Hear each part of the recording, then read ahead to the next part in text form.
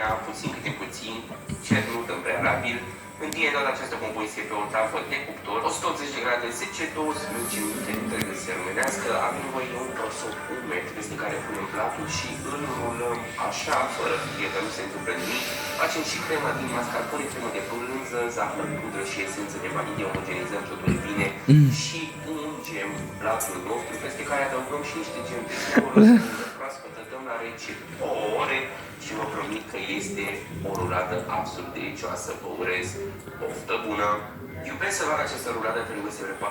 Haideți să vă arăt cum puteți scana și semna orice document folosit. Mulți români construiesc casa în câmp, apoi se gândesc cum să o încălzească.